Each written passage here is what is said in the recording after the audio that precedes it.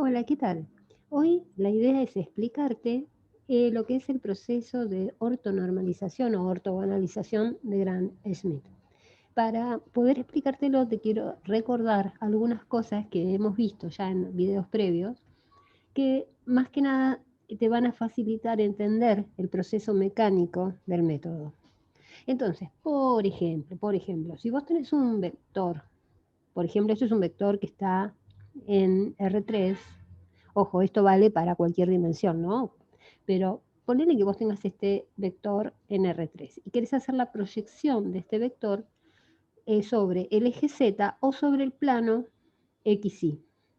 Entonces, si recordás la proyección de un vector en esta dirección, en la dirección del eje Z, no es otra cosa que hacer el producto interno entre el vector y un vector que esté en el eje Z por, o sea, esto es un número, acordate que esto es un escalar, por el vector que te va a dar las coordenadas en el eje Z sobre el módulo al cuadrado del vector. O sea, esto que está acá es proyectar este vector, eso lo vimos en el video anterior, sobre este eje.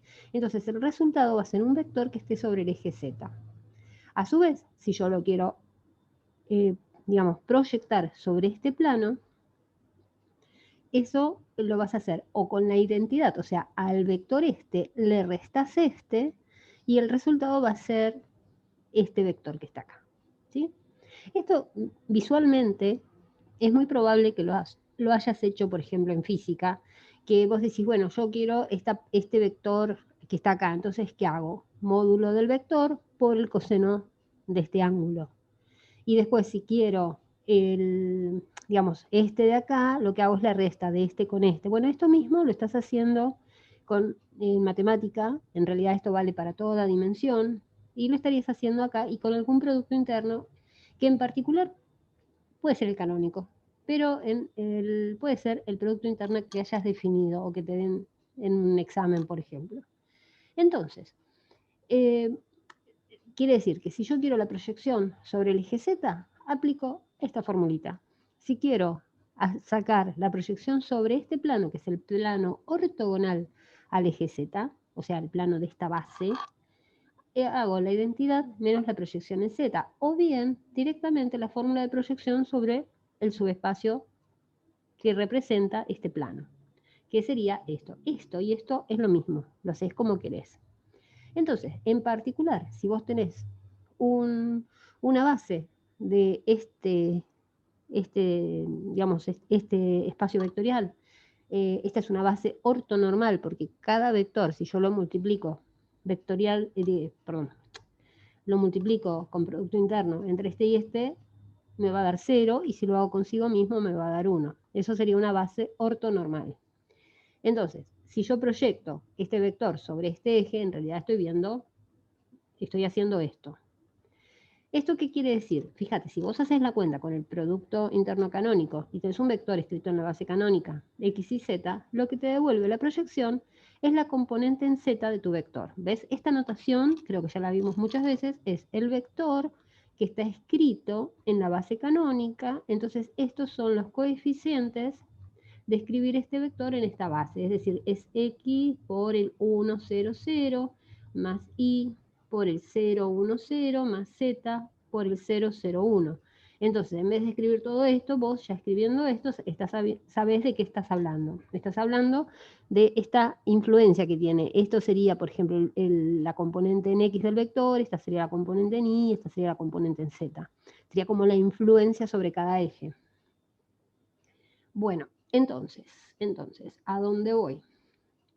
Voy a lo siguiente. Si yo hago la proyección del vector sobre z y aplico la formulita que habíamos dicho antes de la proyección, que es esta, lo que voy a... No, esta no. La que habíamos visto antes me da la componente en z. Y fíjate que acá puedo decir, bueno, voy a definir como hacíamos en matemática. ¿Te acuerdas? SOHCAHTOA, eso, seno, coseno, tangente, eso. Bueno, coseno de un ángulo lo estoy definiendo como la proyección sobre el eje z sobre el módulo del vector. Es decir, cateto adyacente, que es la proyección en el eje z, sobre la hipotenusa. No sé si se ve bien acá. ¿ves? Pero esto que está acá es lo que voy a llamar coseno del ángulo, ¿ves? Esto es el coseno del ángulo. Entonces, este angulito que está acá, este ángulo director, ¿no? Que, o sea, el que está entre esto y esto, eh, sería el que está involucrado en esta formulita, ¿no? O sea, es la proyección sobre el eje Z sobre el módulo del ángulo. Y bueno, entonces, bueno, acá creo que me lo estaba pasando, pero me lo comí. Bueno, de todo esto, digamos, es la idea que voy a utilizar para hacer el Gran Smith, porque fíjate que yo puedo obtener la proyección sobre un eje ortogonal, o sea que un vector cualquiera, yo lo podría proyectar sobre dos subespacios que son ortogonales entre sí y además que no tienen nada en común, es decir, que siempre uno puede escribir un subespacio más su subespacio ortogonal igual al espacio vectorial, o sea que un vector lo puedo descomponer en esto. Bueno, en esto se va a basar el método de Gram-Schmidt. Vamos a verlo. Bueno, supongamos que voy a hacer un ejemplo acá porque me interesa que entiendas el proceso más que la demostración teórica que está en los libros, pero el asunto es así. Vos tenés vectores, ponele, acá son vectores que están en R3. Vos sabés que R3, por ejemplo, yo lo podría escribir como con una base, o sea, puedo elegir una base que no necesariamente es ortogonal. Yo puedo decir que estos tres vectores que están acá, el rosa, el amarillo y el verde, generan todo R3. Es una base, no es una base ortogonal, porque no son perpendiculares entre sí, digamos, en nuestra visión tradicional, ¿no? No son ortogonales entre sí. Pero yo puedo transformar esta base que sí conozco en una base de R3 que sea ortogonal. O sea, donde tenga X, donde tenga Y, donde tenga Z. También esto me sirve para un subespacio. Puedo tener un subespacio, por ejemplo, generado por estos dos vectores, y en realidad, en vez de tener estos dos vectores, quiero otros dos vectores que sean ortonormales entre sí, que me generen ese subespacio. Es decir, la idea es poder obtener en el espacio que sea, bases que sean ortonormales. ¿Por qué? Porque eso me va a servir para infinidad de cosas, o sea, cosas prácticas aplicadas a la física, a la química, a lo que vos estés estudiando, pero cosas también, digamos, cosas matemáticas muy importantes que, por ejemplo, cómo escribir matrices en bases ortonormales para que después puedas hacer algún tipo de cosas, que eso será un problema tuyo del futuro, pero en este momento la idea es cómo obtengo esas bases ortonormales. Entonces, si vos tenés una base B1, B2, B3, esta sería tu base inicial. Lo que vos podés pensar, como vimos recién, es cómo podría ser cierta proyección de, por ejemplo, de este vector, por ejemplo, este, en el eje Z o de este sobre el eje Z. Y a partir de ese vector, convertir a los otros, o sea, dejar uno como está y transformar los otros en vectores ortogonales a sí mismo, a este, ¿no? Al B1. Entonces, primer cosa que voy a hacer es decir, bueno, puede ser que B1 con B1 me dé 1 o no. Si no me da 1, o sea, esta sería como mi pregunta. Si no me da 1, ¿qué hago?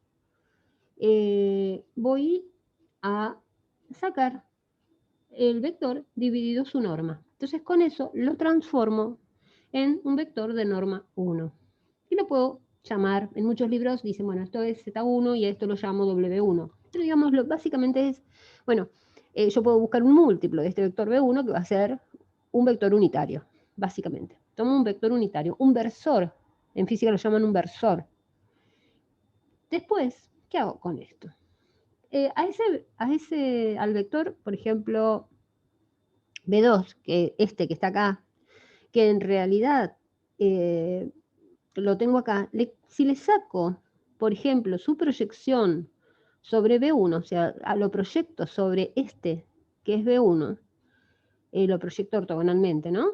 Y pienso que este vector B2 es como la suma de dos vectores, uno que está sobre acá y otro que estaría en un eje ortogonal. Entonces, si le saco la proyección sobre B1, ¿qué es lo que va a pasar? Va a pasar que solamente me queda la ortogonal a B1. Entonces, fíjate, voy a definir un vector Z2 que va a ser este vector original que yo tenía, al que le resto, o sea, a este vector que es B2, le resto su proyección sobre este, que era el B1 o Z1. Entonces, ¿qué me va a dar? Me va a dar un vectorcito que está acá, que va a ser ortogonal a este. Entonces, este vector que está acá va a ser mi nuevo vector Z2. ¿Por qué? Porque como yo estoy buscando bases, yo sé que cualquier vector se escribe como una combinación lineal de los vectores de esa base. Entonces, voy a dejar B1 y voy a dejar este. Entonces, yo sé que si sumo estos dos me van a dar B2. O sea, es equivalente la base que estoy obteniendo. Entonces, a Z2 voy a obtenerlo como mi B2 original menos su proyección sobre B1. Después, si quiero este vector que yo estoy obteniendo, no va a ser ortonormal al anterior, va a ser, ortonormal, va a ser ortogonal. Si lo quiero con módulo 1, bueno, acordate que lo dividimos por la norma. O sea que primero hago todo este cuenterío y después, recién ahí, divido por la norma. Entonces ahí tendría, primero, Z1 y Z2 serían ortogonales. Y W1 y W2, que son divididos por la norma, serían ortonormales. Vamos por el tercero. Bueno, ahora tengo este vector B3 y lo quiero escribir, digamos, como para que sea ortogonal a los anteriores. Es decir, de vuelta va a ser la misma idea. Yo tengo este vector y tengo un subespacio generado por el plano de los dos vectores que saqué acá. En realidad no de este, sino de los que son perpendiculares ya entre sí. O sea, tengo dos que son perpendiculares, ortogonales quiero decir, que serían un Z1 y un Z2, y al B3 que está por ahí, quiero proyectarlo sobre este eje para obtener este vector, haciendo la resta, porque la suma después de los 3 me va a dar B3. Entonces, ¿qué hago? Hago Z3, va a ser el vector B3 al que le resto las proyecciones sobre los dos ejes que yo ya conozco que son ortogonales. Entonces hago Z3, es B3 menos esta proyección y esta proyección. Acordate que lo que estoy haciendo esto es 3.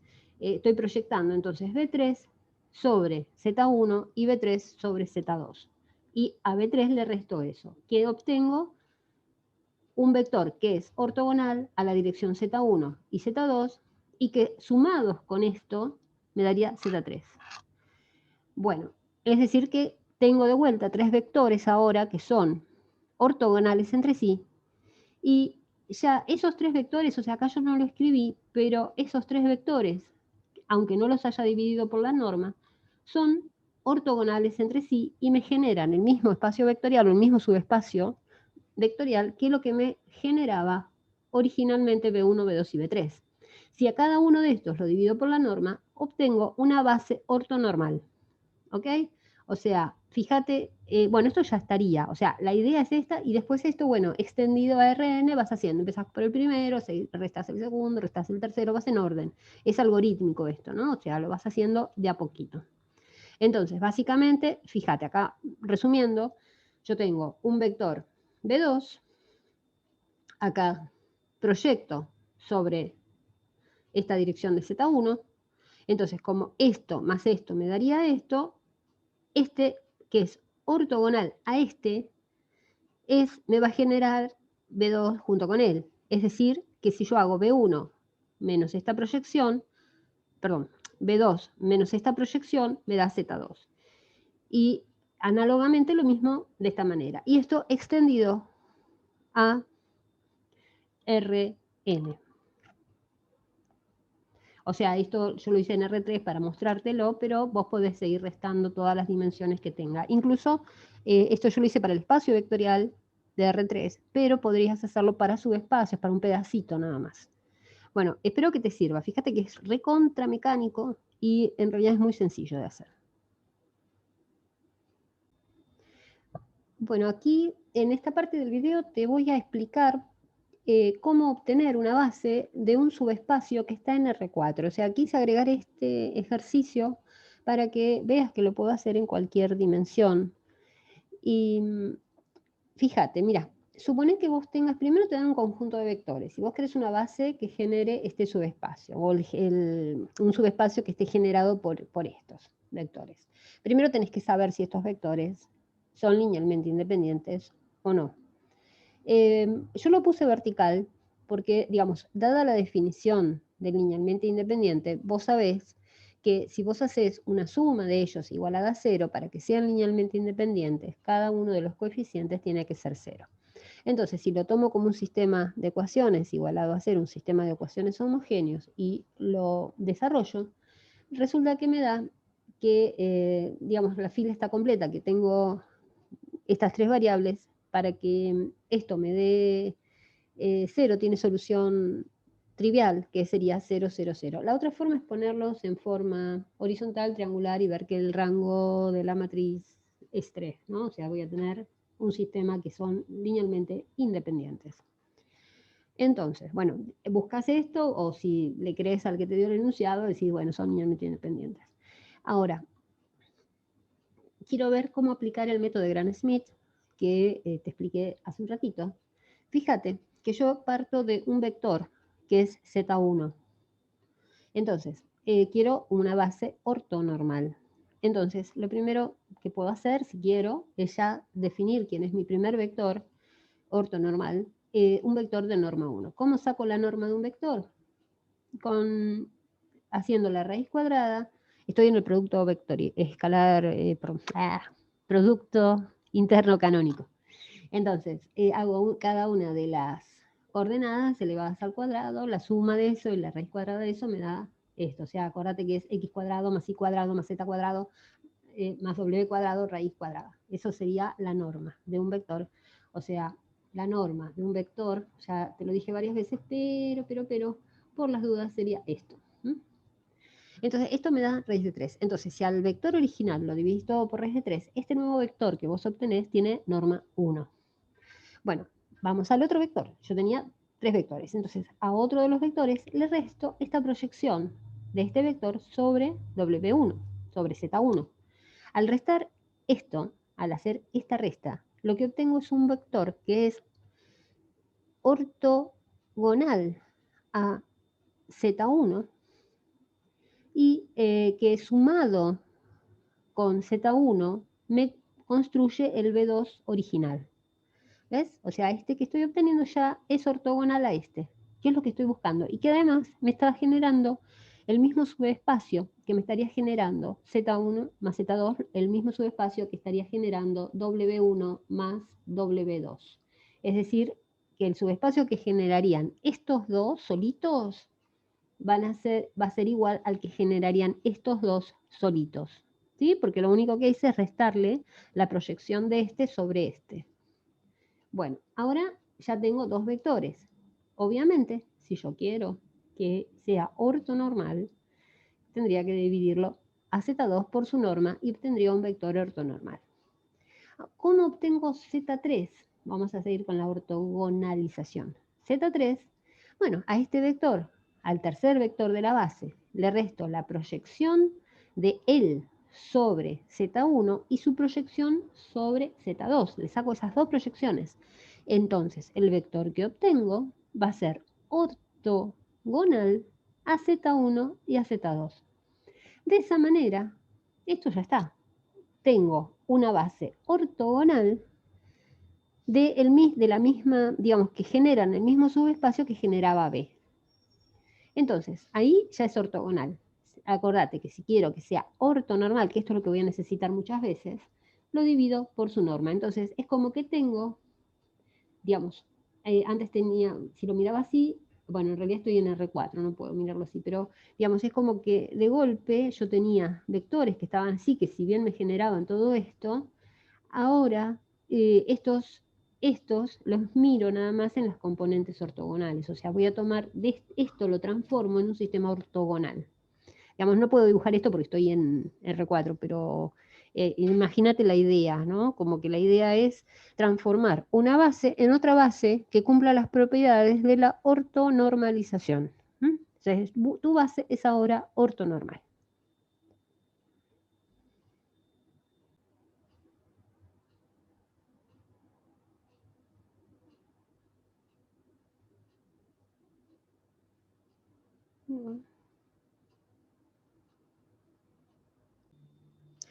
Bueno, esta es un ejercicio donde hay una base de S, que es un subespacio que está incluido en R4, y yo quiero ver que me produce obtener a partir de esta base una base ortonormal que genere el mismo subespacio. Es decir, vamos a primero ver que en realidad estos vectores que están acá son unas bases. Recordad que para eso tenés que ver que son linealmente independientes, es decir, que si hay una combinación lineal de estos vectores, igualada a cero, cada uno de los coeficientes es cero. Bueno, eso ya supongo que lo sabes, los pones en forma vertical o horizontal, triangulás, y te fijas que tu sistema, o sea, que en este caso me da que tiene que tener, eh, digamos, que el grado de la matriz y el grado de la matriz ampliada son el mismo, y el rango, digo. Y entonces es un sistema